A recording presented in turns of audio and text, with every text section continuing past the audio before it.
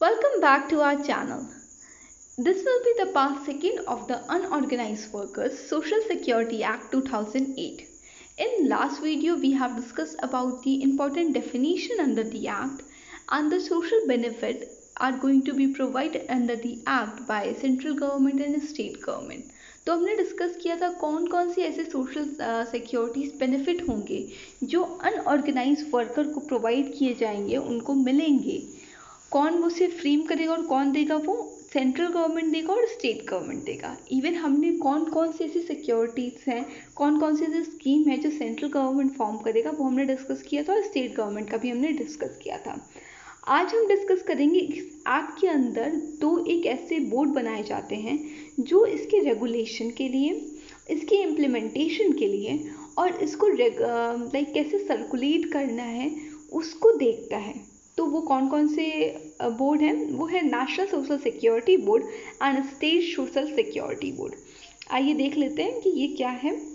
National social security board, जब national लिखा है तो सिंपल सी बात है, ये सेंट्रल गवर्नमेंट के अंदर होगा।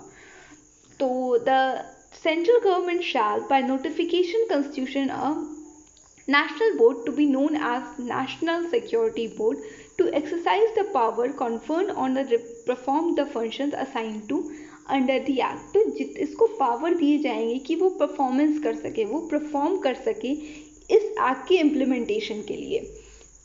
और उस बोर्ड का क्या नाम होगा? नेशनल बोर्ड, और या फिर नेशनल सोशल सिक्योरिटी बोर्ड कहा जाएगा। ठीक है, अब इसका कंपोजिशन देखते हैं कि इस एक्ट में कितने मेंबर्स होंगे, वो मेंबर्स किस किस फील्ड के होंगे, कितने किसके रिप्रेजेंटेटिव होंगे। ये यहाँ से क्वेश्चंस फॉर्म होते हैं, तो इसको हम देख लेते हैं। The national board shell consist of the following members, ये सारे मेंबर्स होंगे उसके अंदर। A union minister for the labour and employment, ये आपके यूनियन मिनिस्टर जो होंगे एम्प्लॉयमेंट और लेबर के, वो आपके चेयरमैन होंगे। ठीक है, तो एक चेयरमैन होगा जो कहाँ से होना चाहिए, वो union minister from labour and employment का होना चाहिए, जो एक्स ऑफिसर होगा। सेकेंड है अ डायरेक्टर जनरल, जो लेबर वेलफेयर से होंगे, वो आपके सेक्रेटरी के वर्क करेंगे और वो भी एक्स ऑफिसर होंगे। ठीक है, थर्ड है 34 member to be nominated by central government. 34 member, इन दोनों को छोड़ के 34 मेंबर और होंगे इस बोर्ड के अंदर, जो कौन नॉमिनेट करेगा? सेंट्रल गवर्नमेंट करेगा। तो अभी हमने क्या पढ़ा? चेयरमैन होगा, सेक्रेटरी होंगे और 34 मेंबर्स और होंगे। तो 34 मेंबर में कौन कौन है?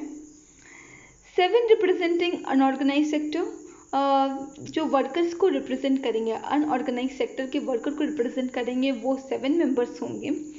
7 रिप्रेजेंट करेंगे अनऑर्गेनाइज सेक्टर को, जो उसके एम्प्लॉयर हैं उनको भी करना चाहिए, क्योंकि वर्कर भी होते हैं और एम्प्लॉयर भी होते हैं। तो एम्प्लॉयर, अनऑर्गेनाइज एम्प्लॉयर और अनऑर्गेनाइज सेक्टर के वर्कर्स हैं, उन दोनों के 7 रिप्रेजेंटेटिव इसमें होंगे। 7 representative eminent person from the civil society, civil society के भी आपके रिप्रेजेंटेटिव इस बोर्ड के अंदर होंगे। 2 रिप्रेजेंटेटिव होंगे member of Lok Sabha and 1 from Rajya Sabha. तो 2 मेंबर होंगे लोकसभा के और 1 मेंबर होंगे राज्यसभा के।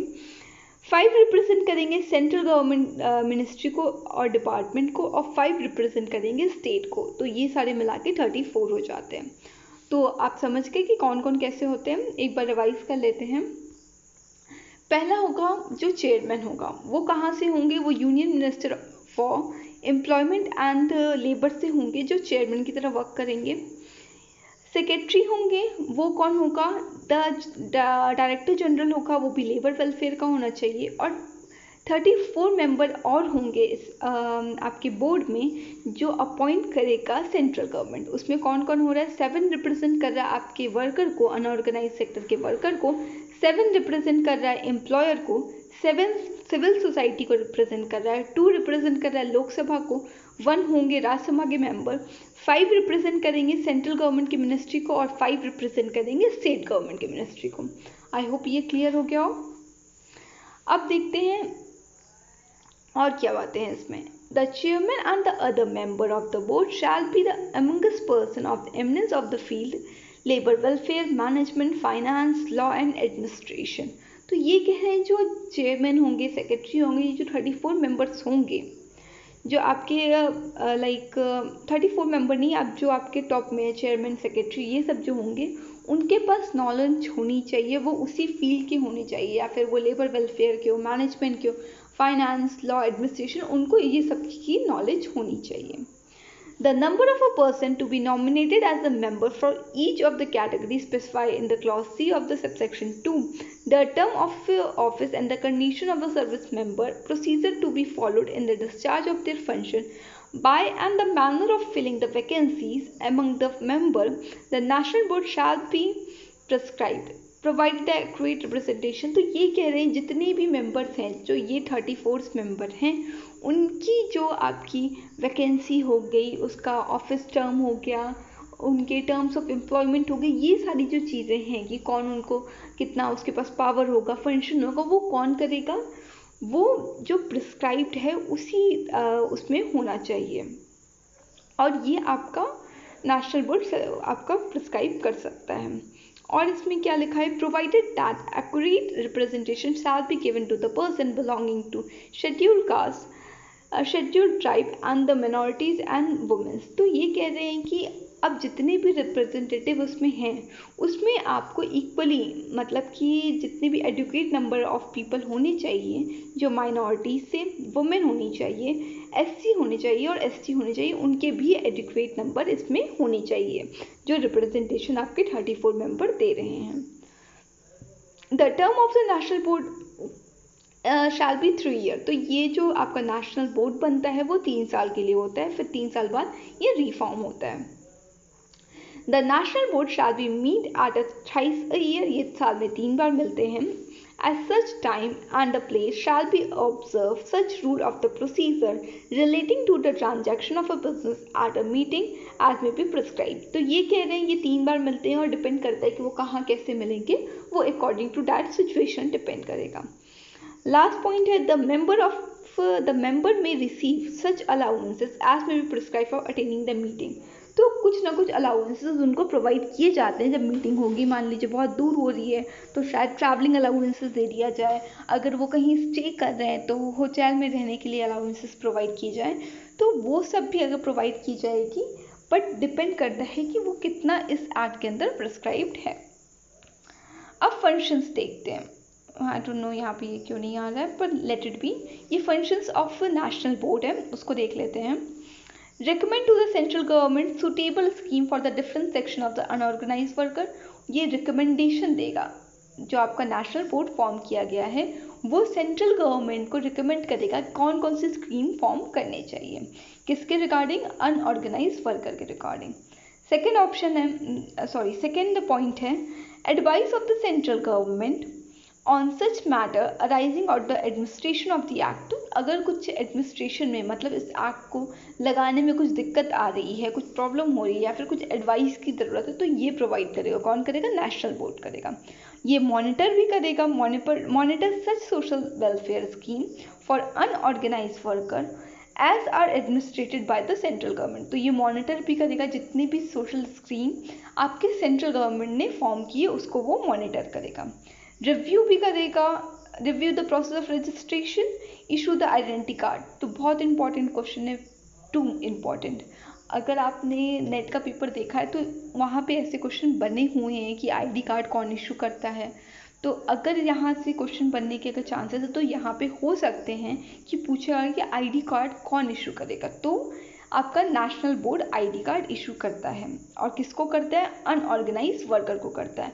वो रजिस्ट्रेशन भी रिव्यू कर सकता है और आइडेंटिटी कार्ड भी इशू करेगा. वो review the record keeping functions perform at a state level. ये रिव्यू करेगा जितने भी रिकॉर्ड्स हैं, जितने भी फंक्शंस हैं स्टेट लेवल पे हो रहा है, उनको वो रिव्यू करेगा. Review the expenditure from the fund under various scheme and foresee undertake such the functions are assigned by the central government from the time to time. तो ये कह रहे हैं जितने भी एक्सपेंडिचर हर स्कीम में है, मतलब यहाँ पे स्कीम्स बनती है, उसके खुद के फंड होते हैं, तो उस फंड का एक्सपेंडिचर भी ये रिव्यू करेगा और वो सारी चीज़ें करेगा जो सेंट्रल गवर्नमेंट बोलेगी उसे करने के लिए इस एक्ट के अंदर. तो आई होप ये क्लियर हो गया होगा. इसके फंक्शंस क्या होते हैं, ये रिकमेंड करता है, एडवाइस करता है, मॉनिटर करता है सोशल वेलफेयर स्कीम को जो सेंट्रल गवर्नमेंट के अंदर होता है। ये आईडी कार्ड इशू करता है, रिव्यू करता है प्रोसेस ऑफ रजिस्ट्रेशन, रिव्यू करता है रिकॉर्ड स्टेट लेवल पे, इवन ये रिव्यू करता है एक्सपेंडिचर, जो भी फंड आपके वहाँ पे क्रिएट हुए थे किसी स्कीम के अंदर, तो उसको भी ये रिव्यू करेगा। कौन कर रहा है, ये आपका नेशनल बोर्ड कर रहा है। अब बात करते हैं स्टेट सोशल सिक्योरिटी बोर्ड। तो स्टेट आ गया, तो अब ये स्टेट लेवल पे फॉर्म होगी, देख लेते हैं। Every state government shall be notification constituted, तो ये आपका हर एक स्टेट गवर्नमेंट करेगा। अब इसके जो कंपोजिशन है उसको पहले देख लेते हैं कि क्या क्या कौन कौन लोग होंगे इसमें। तो ministry of the labour and employment of the concern state, तो मिनिस्ट्री ऑफ लेबर एम्प्लॉयमेंट जो भी उस स्टेट के होंगे वो होंगे जो एज अ चेयरमैन एक्ट करेंगे। सेकेंड है प्रिंसिपल सेक्रेटरी और सेक्रेटरी होगा जो आपका सेक्रेटरी की तरह एक्ट करेगा इस बोर्ड के लिए। और 28 मेंबर और होंगे, वहाँ पे कितने थे, 34 थे, यहाँ पे 28 मेंबर्स होंगे। उसमें कौन कौन होगा, 7 पीपल रिप्रेजेंट करेंगे अनऑर्गेनाइज वर्कर को, 7 पीपल आपके रिप्रेजेंट करेंगे एम्प्लॉयर को, 2 पर्सन होंगे लेजिस्लेटिव असेंबली के, और 5 पर्सन होंगे जो आपके सिविल सोसाइटी के होंगे, और 7 पर्सन स्टेट गवर्नमेंट डिपार्टमेंट के होंगे। तो ये आपका कंपोजिशन है स्टेट सोशल सिक्योरिटी बोर्ड का। अब देख लेते हैं कि इसकी जो आपके टर्म्स एम्प्लॉयमेंट टर्म है और इसकी जो पावर है वो कैसे डील किए जाते हैं। The chairperson and other person of a board shall B from amongst the person field of the labour welfare management, ये फाइनेंस लॉ जो सेम वहाँ पे हो रहा था नेशनल बोर्ड में, वही यहाँ पे भी होगा कि वो जो लोग होंगे वो उस फील्ड के होने चाहिए। कौन कौन सी फील्ड होनी चाहिए, फाइनेंस, लॉ, एडमिनिस्ट्रेशन होनी चाहिए। The category such specify the term of the office condition, और जितने भी ऑफिस कंडीशंस अलग मेंबर्स के हैं, डिफरेंट जो आपके मेंबर्स हो रहे हैं यहाँ पर, वहाँ जो 34 थे और यहाँ 28 हैं, उनके जो होंगे वो स्टेट जो आपका स्टेट बोर्ड है वो प्रिस्क्राइब करेगा कि वो कैसे होंगे। Provided that adequate representation shall be given to the person SC, ST and minority and women, तो जैसे वहाँ पे था सेम यहाँ पे हो रहा है कि उनको adequate number of representation इनका भी होना चाहिए। The term of the state board shall be 3 years, वहाँ पे भी 3 साल था, यहाँ भी है। The state board shall meet at least once in a quarter at each time, तो यहाँ पे once in a quarter मिल रहा है, तो मतलब 4 आपका क्वार्टर में एक बार मिलेंगे, ठीक है। The member may be receive such allowances, यहाँ पे भी उनको अलाउंसेस मिलेगा और वहाँ पे भी उनको अलाउंसेस मिल रहा था। अब देखते हैं function of the state board. अब वहाँ पे हमने फंक्शन पढ़ लिया था सेंट्रल बोर्ड का, अब यहाँ पे हम स्टेट बोर्ड का देखेंगे। तो ये रिकमेंड करेगा स्टेट गवर्नमेंट को, जैसे वो रिकमेंड कर रहा था सेंट्रल गवर्नमेंट को। एडवाइस करेगा स्टेट गवर्नमेंट को कि इस मैटर में जो भी चेंजेस लाने, एडमिनिस्ट्रेशन में कुछ चेंजेस लाने हैं तो वो करेगा। रिव्यू करेगा, रिकॉर्ड कीपिंग करेगा डिस्ट्रिक्ट लेवल पे, ठीक है। ये रिव्यू और रिकॉर्ड कीपिंग किस तरह करेगा, डिस्ट्रिक्ट लेवल पे करेगा। मॉनिटर करेगा सोशल वेलफेयर को कि स्टेट गवर्नमेंट ने जो भी एडमिनिस्ट्रेशन दिया है इस एक्ट के अंदर उसका क्या हो रहा है, रिव्यू करेगा। इवन इशू कार्ड करेगा अनऑर्गेनाइज सेक्टर को, ये भी कार्ड इशू कर रहा है, ठीक है। इशू ऑफ कार्ड करेगा अनऑर्गेनाइज सेक्टर को। और रिव्यू करेगा expenditure from fund other various scheme, या ये भी वही उसकी जो फंक्शन था आपका पीछे वाला सेंट्रल का, सेम एग्जैक्टली यहाँ पे है, बट यहाँ पे जहाँ जहाँ वो सेंट्रल गवर्नमेंट था वहाँ पे आप स्टेट गवर्नमेंट करके समझ सकते हो और ऐसे कंपेयर करके पढ़ सकते हो। तो आई थिंक ये क्लियर हो गया होगा। अब फंडिंग ऑफ स्कीम, मैंने बताया ना कि आपको लास्ट वीडियो में बताया था कि इसमें कुछ स्कीम्स होती हैं जो सेंट्रल गवर्नमेंट अलग फॉर्म करती है और स्टेट गवर्नमेंट अलग फॉर्म करती है। तो funding of central government scheme, अब जो सेंट्रल गवर्नमेंट फॉर्म कर रही है उसकी स्कीम की फंडिंग होगी कैसे, तो वो देख लेते हैं। Any scheme notified by the central government may be Holi funded by the central government, या फिर वो होली फंड होगी, पूरा का पूरा पैसा आपका सेंट्रल गवर्नमेंट देगी, या फिर पार्टली फंड होगी और partly funded by state government, या फिर आधा पैसा सेंट्रल गवर्नमेंट देगी या पार्टली उसका फंड करेगा स्टेट गवर्नमेंट, या फिर तीसरा ऑप्शन है partly funded by state government, partly funded by state government, and partly funded through the contribution collected from the beneficiary of the scheme or the employer as may be prescribed in the scheme of the central government.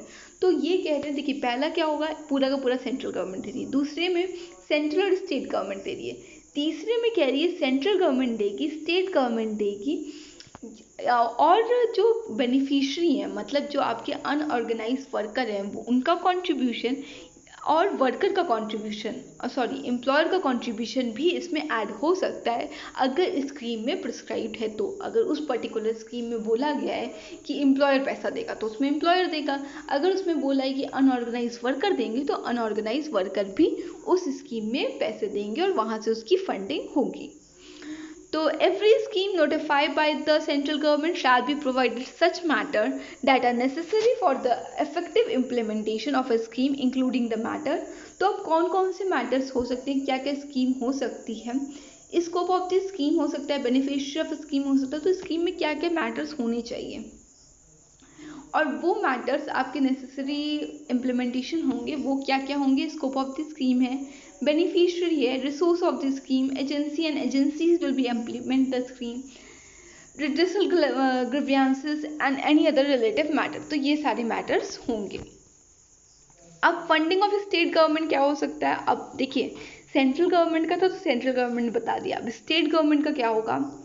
wholly funded by state government पहला, partly funded by state government, partly funded contribution collected from the beneficiary or scheme of the employer as may be prescribed। Same condition यहाँ भी है, state government देगी, but देखिए यहाँ पे central government नहीं आएगी, वहाँ पे सेंट्रल गवर्नमेंट थी। देखिए यहाँ पे आपकी सेंट्रल गवर्नमेंट थी और स्टेट गवर्नमेंट दोनों थी, पर जब स्टेट गवर्नमेंट स्कीम फॉर्म करेगी तो देखिए इस केस में जहाँ पे बेनिफिशियरी आ रहे हैं, जहाँ पे आपके एम्प्लॉयर आ रहे हैं, वहाँ पे आपके सेंट्रल गवर्नमेंट नहीं आ रही है। तो partly funded by central government और पार्टली फंडेड बाय बेनिफिशियरी या फिर एम्प्लॉयर हो सकता है। अब दूसरा पॉइंट कह रहा है द स्टेट गवर्नमेंट में seek financial assistance for the, अब यहाँ पे आपका सेंट्रल गवर्नमेंट खुद से नहीं आ रहा है फंडिंग करने स्टेट गवर्नमेंट की स्कीम को, बट अगर ज़रूरत पड़ती है किसी असिस्टेंट की, फाइनेंशियल असिस्टेंट की, तो स्टेट गवर्नमेंट सेंट्रल गवर्नमेंट से हेल्प ले सकती है।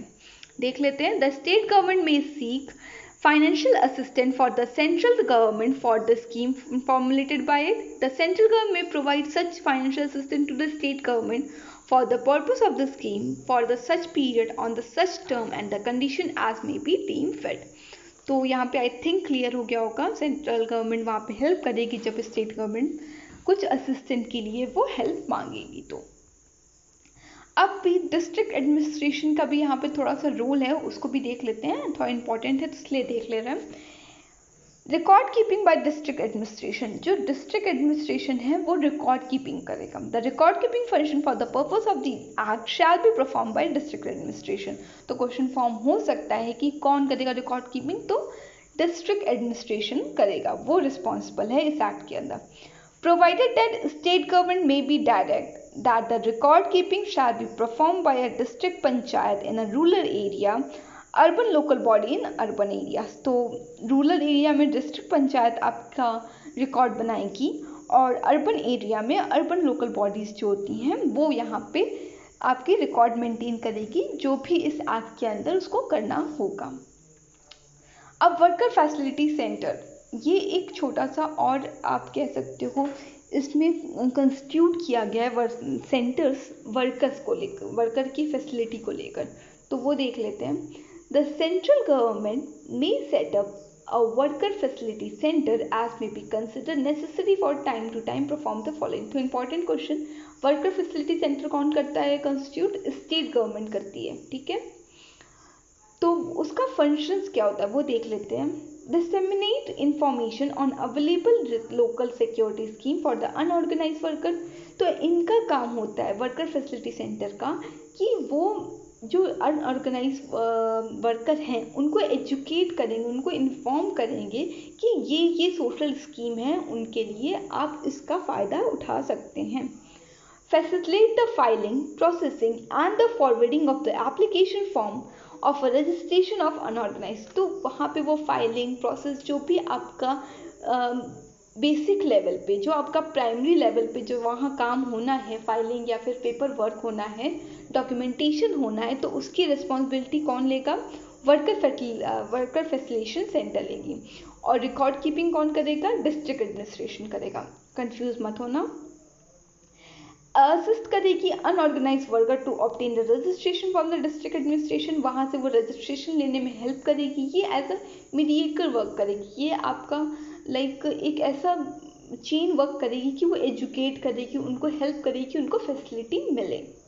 Facilitate and the enroll of the registration unorganized worker in the social security scheme। तो इवन फैसिलिटेट करेगी इनरोलमेंट हो सारे अनऑर्गेनाइज वर्कर का, उनको फैसिलिटी प्रोवाइड की जाए।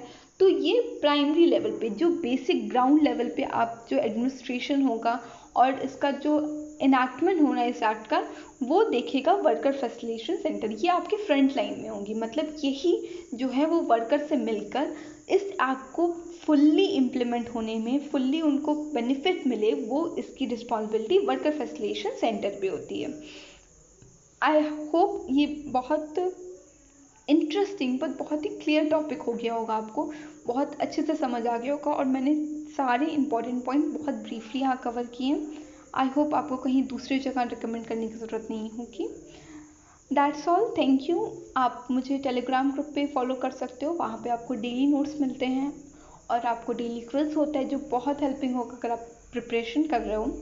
और दूसरा, आप फेसबुक पे हमें लाइक कर सकते हो हमारे पेज को, वहाँ पे आपको अपडेट्स मिलते हैं कि कहाँ पे कौन से फॉर्म है या फिर कौन सी कोई इंपॉर्टेंट इन्फॉर्मेशन रिगार्डिंग होती है, तो हम वहाँ पे प्रोवाइड कर देते हैं। That's all, thank you.